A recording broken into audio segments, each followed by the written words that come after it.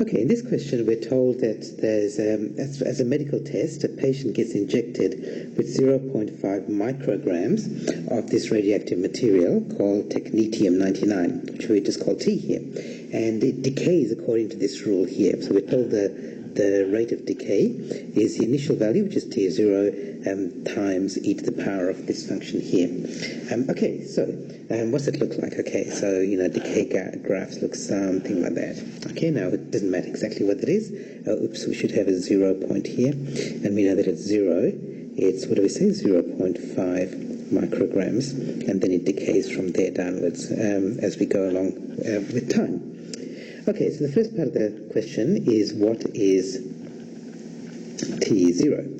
Okay, now T0 is just the initial point, which is easy, so T0 is just 0.5 micrograms, okay, because that's what was given to us. The second question is, what is the half-life? Okay, now the half-life is the time it takes, so if that's the time axis, it's the time it takes to go from its initial value down to half that initial value.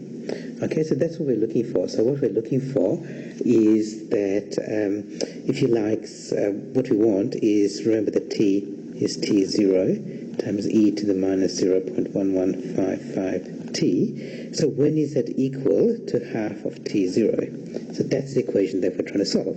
So we can go half of T0, because that's this half point here, equals that.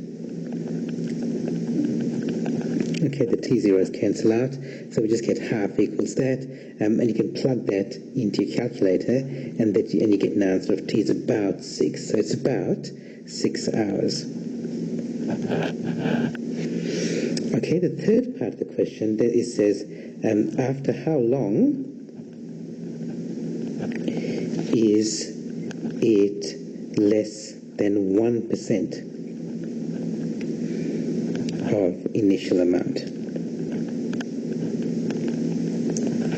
Okay, now this is actually exactly the same as what we've just done.